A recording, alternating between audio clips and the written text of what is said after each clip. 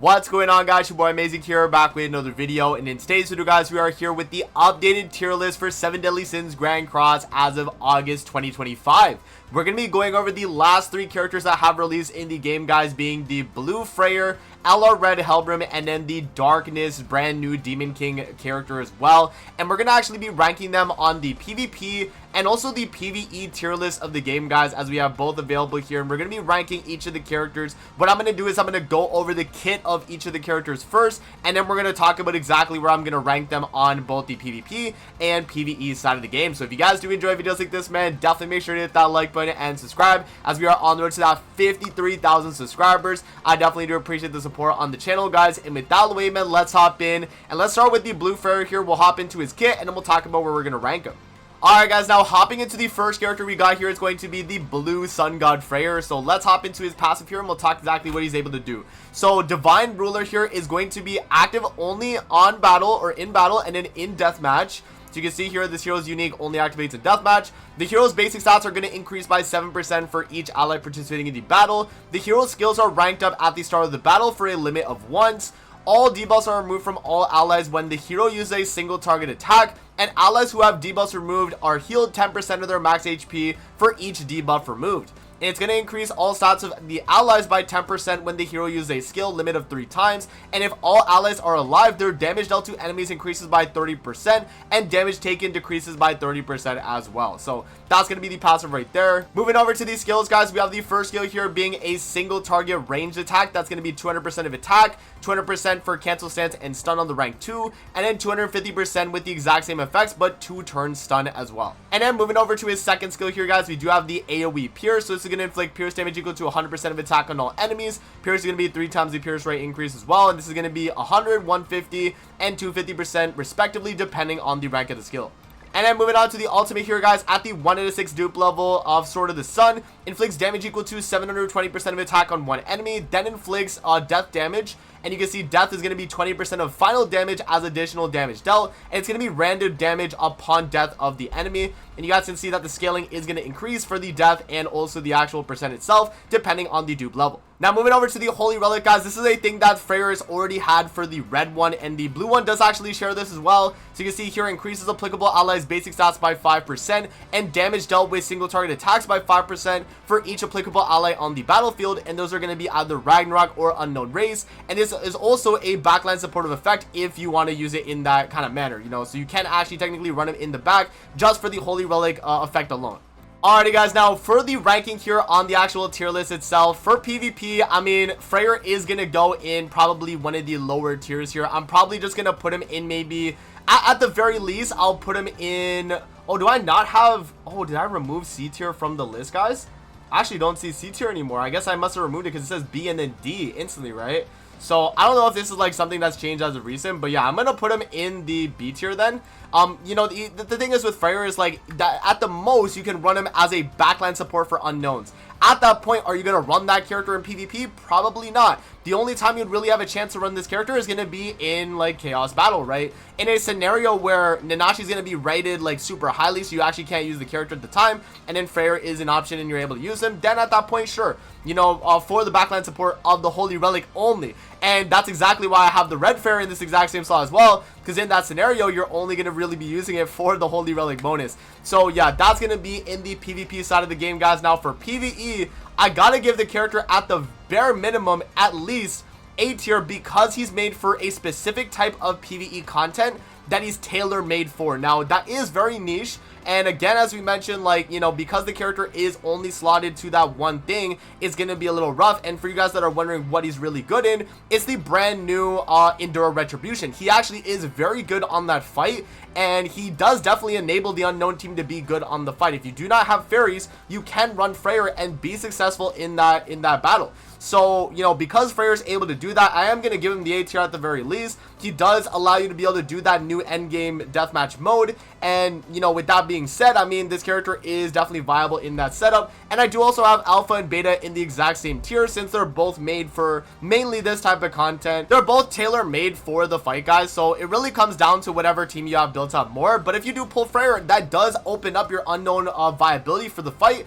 And that is why I'm going to give him the A tier, exactly why I have Beta and Alpha in that exact same tier as well. I wouldn't put him anything higher than that because he's not really universal per se. He's definitely only viable on the deathmatch content in the game, which, you know, for him being blue, that means it's only going to be red demon and then obviously the new Endura boss. So yeah, I mean, that's kind of where we're at right now, guys, with Freyr. Let's move on now to the LR Helbram. Alrighty, guys, now hopping into the brand new LR Helbram here, guys. Let's go over his kit, and then we'll talk about where we're going to be ranking him. So starting off with the passive here, guys, as you can see, it's able to be used in the sub slot, but it's actually not able to be used in deathmatch. So it's active outside of deathmatch, but it is a backline supportive effect. For what it's actually going to do, guys, it's going to increase Fairy allies attack related stats by 7% for each ally participating in the battle, and if all allies are fairies, including those in the secondary slot, enemies who use a skill will be inflicted with the Stone Needle effect for 5 turns, and Stone Needle is going to be HP related stats minus 7%, stacking up to 4 times, and applies before skill activation. When the hero enters the battle from the secondary slot, all Stone Needles are removed from all enemies at the start of the ally's turn, limit of once, and of the enemies that had 2 or more Stone Needles removed, one enemy who had the most removed is petrified for 1 turn, and then Fairy allies damage dealt is going to increase by 50% when there is a petrified enemy.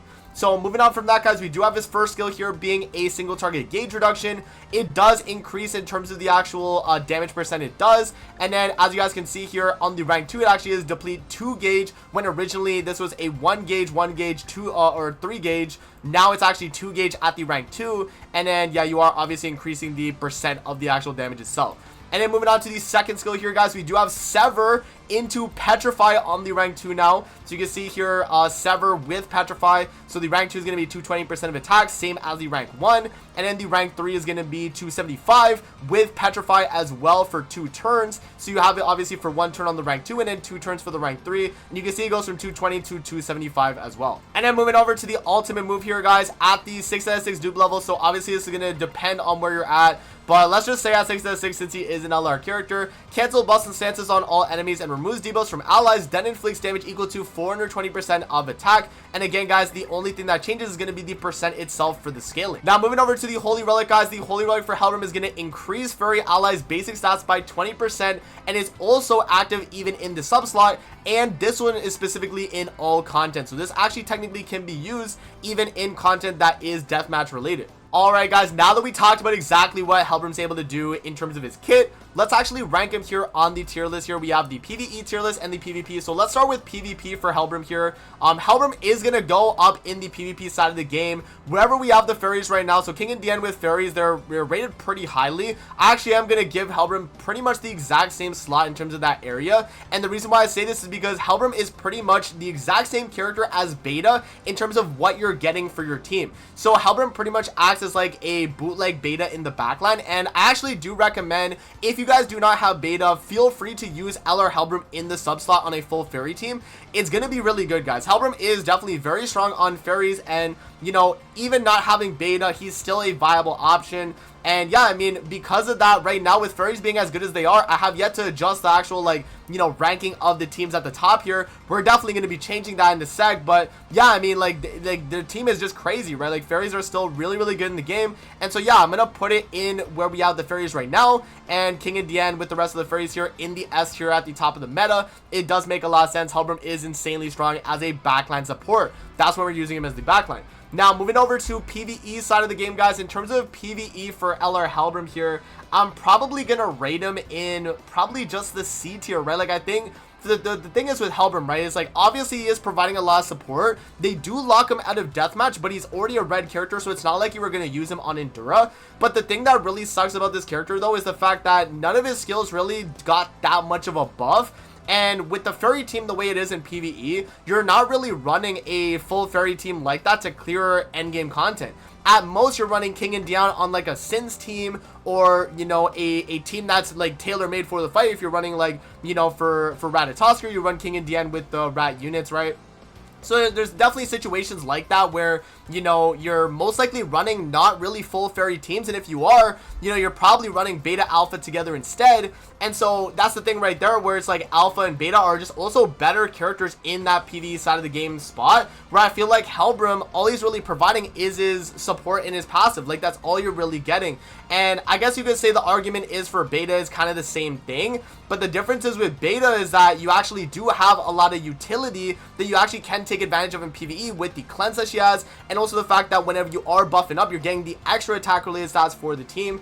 And so I do think that is going to be a little bit more valuable, but I probably would, yeah, now that I'm looking at it though, I probably would move Beta at least on the B though, but I would have Beta still higher than Helbram, so I'm probably going to have it in this kind of, you know, slot right here, guys. Like, Beta's still good, but she's pretty much doing, if not the same damage as Helbram, maybe less. It's just her buff is a little bit better than Helbram. So, yeah, honestly, I think I am going to move Beta actually down, considering where I'm putting Helbram, but I think that's a fair placement, you know. I don't want to give her, I don't want to give Helbram too much, like, you know, lenience in PvE. I just don't see this character being as crazy as, you know, some of the other characters we got in the game right now in terms of just support. So, yeah, that's where I'm going to have Helbram right now, guys. He's definitely a solid character. Again, you can still run him, and he's going to be good, but I don't think he's necessarily going to be, you know, like a Nanashi or, you know, on that level of strength, right? Like, I definitely, now I'm looking at it, Beta with Nanashi and PvE is about the same unit, you know? Like, that's really what you're getting. So, yeah, that's where I'm going to have the LR Helbram, guys. So, let's move on now to the Demon King, and we'll finish out the video. Alrighty, guys, so we do have the Oppressor Demon King. Let's talk about exactly what he's able to do, guys, and then we're going to rank him on the tier list. So, first passive here, Oppressor's Might. This is going to be active in all content when he's entering battle. Increases all stats of demon allies by 4% and decreases their damage taken by 10% for each one participating in the battle. Applies Pitch Black Shield on allies at the start of the battle if all allies participating in the battle are demons. And Pitch Black Shield is going to grant a barrier equal to 700% of the target's initial hero defense. And you can see here the decreases final damage taken from all target attacks as well by 40%. And you guys can see here that the percent on this actually does change based on the dupe level. So that was actually a 2 out of 6 number that I said right there. At 1 out of 6 it is going to be 30. And so, yeah, and then continuing on, applies Hand of Oppression on enemies with a lower initial defense than the hero at the start of the battle, and all stats of the hero increase by 8% for each Hand of Oppression applied to enemies. Now, for you guys that notice here, if you go from the 1 out of 6 to 2 out of 6, you can see the difference there in terms of what you get for Hand of Oppression is initially at 1 out of 6, it's only all stats lower. At 2 out of 6 or higher, it's damage dealt minus 50% when using a skill on a demon. So bear that in mind, that will increase, or, you know, you do get it once you get 2 out of 6 or higher. And then for the rest of it here, we do also have applies Pitch Black Shield on demon allies when the hero uses an erosion skill. And then if Pitch Black Shield is removed due to a skill used during the enemy's turn, the enemy who used the skill takes reflect damage equal to 50% of the Pitch Black Shield's initial barrier value at 1 out of 6. And obviously that is going to scale up as well. And then continuing on here, guys, if an ally has Pitch Black Shield at the start of the ally's turn, other than at the start of the battle, the effect is removed and the ally's attack related stats increased by 20% for 2 turns. And for each one removed, the hero actually gains Pitch Black Sword up to a maximum of 4 for 3 turns. And Pitch Black Sword is going to be attack related stats plus 15% and critical damage plus 30%. Now, moving over to his skills here, guys, the first skill here is going to be Tyrant Smash. Inflicts Pitch Black damage equal to 200% of attack on one enemy. Pitch Black is going to be 2 times critical chance increase, 2 times damage dealt against debuffed enemies, and damage dealt plus 150% against enemies affected by the Pitch Black Curse. And this is going to scale up from 200% to 300% and 500% of attack respectively. Now, moving over to the second skill here, guys, we have the Erosion skill. So the Extinction Order inflicts erosion damage equal to 150% of attack on all enemies. Erosion is going to ignore defense and resistance and increases the damage dealt by 80% of the hero's pierce rate. And you guys can see the scaling is going to be 150, 200, and 300% of attack. Now, moving over to the ultimate here, guys, Sword of Imprisonment gains 2 Pitch Black Sword effects for 3 turns and inflicts Pitch Black damage equal to 80% of attack on all enemies. And this is at the 2 out of 6 dupe level. So again, this is going to change depending on the dupe level, guys, but you still only gain 2 Pitch Black Sword. Now, for the actual effect, it's going to be the exact same as the actual single target we talked about. So the crit chance, the damage dealt, and then also the extra damage dealt for Pitch Black Curse. Now, the final thing that this character has, guys, is going to be the talent effect. And yeah, I mean, Demon King does have a talent like some of the other characters in the game. So Dark Authority here is not going to be usable in deathmatch, but it is active when entering battle. Removes 1 buff from all enemies and applies Pitch Black Curse for 2 turns. Now, Pitch Black Curse is going to apply corrosion on the hero, and which inflicts damage equal to 10% of the hero's remaining HP for 2 turns. When taking damage from an enemy skill or when the hero uses a skill, it's going to stack up to 3 times at a cooldown of 3 turns. Alrighty, guys, now that we talked about exactly what Demon King's able to do, where are we going to be ranking him on the PvP and PvE side of the game? So let's start with PvE, because I feel like I have a lot to explain with PvP, guys. But for PvE, Demon King is going to be a A-tier character. He's really good in pretty much everything you take him in. I used him in the Rat, I used him in Nidhogg, I took him in pretty much everything I was able to take him in, and he was good. You know, he actually performed really well. You know, he's a very good character in PvE content. I mean, you know, you take him in anything, guys, he's gonna perform well, right? Like, if I could take this character in Demon King, I would have did a video by now, but we just unfortunately are not able to use Demon King against Demon King. So yeah, I mean, other than that though, he is really good. Pretty much covers everything in the game. He gives your team shields. He gives, you know, a ton of damage. You know, he's doing a lot. He's supporting the team as well for the basic stats and damage reduction. So yeah, I mean, honestly guys, like, he's a really good character in PvE. We're talking PvE, he's definitely up there. Like, if demons get any other viable PvE teammates alongside this character, I mean, he's gonna be absolutely insane. So yeah, I gotta give him the A tier. I'm gonna definitely lock him in there, and that's gonna be the PvE side of the game. Now moving over to the PvP side of the game, guys, this is gonna be a little bit more complicated because we gotta talk the entire meta and how this has really changed. And so yeah, in terms of where I think the character is going to be, guys, I'm probably going to have him right now at the very least at the bottom of the S tier, or maybe even in A tier right now, because I think right now, with the thing is with Demon Team, is it's still a viable team to where, you know, you actually can win a lot of your matches using demons. You have to run like certain sets with Demon King where you're running triple defense, but the character is still viable and is pretty good in PvP. Now, I wouldn't say Demon Team right now is better than... Yeah, I wouldn't say Demons is better than Fairies. I wouldn't say it's better than Sun Jin Woo. And I wouldn't say it's better than Unknown right now, in my opinion. Like, even though you do have the, you know, the strip that Demon King has, right, with the buff strip, it might not be enough to the point where you actually do live some of the hits. I know Milim can still deal a ton of damage, and even LR Lolly Merlin, they can still kind of shred through Demon King. He's still a very good character, but I wouldn't say Demon King is going to be necessarily better than those teams at the moment. It's definitely a toss-up for me, but I will say right now, I'm going to move Unknowns down a little bit, though. So here, let's move Unknowns down from that tier, because I do think right at the very least right now, like, it's got to be some of these other characters here. Like, Sun Jin Woo team is still up there. We do have, like, Fairies, right? So, like, King and Dian, even, like, some type of Sins variations is still very good. And, oh, one other thing I actually have to do as well is LR Brundle got to go up. Like, LR Brundle 100% got to go up. Who else do we got for humans here? I forget the exact, like, variant here that people are rocking for humans. Like, Nasius probably goes up too. Like, yeah, like, humans are actually a really strong, just turn one, like, one-shot team, guys.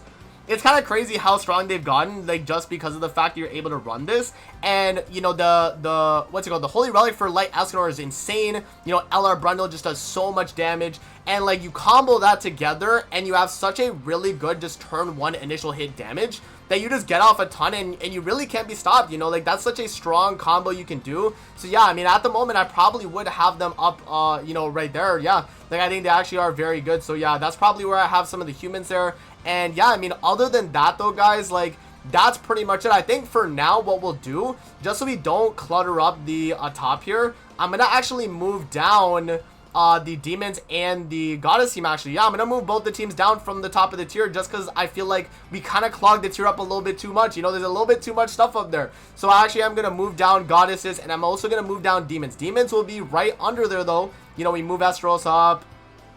Who else do we got here? We run on demons. You can move like Gelda up as well.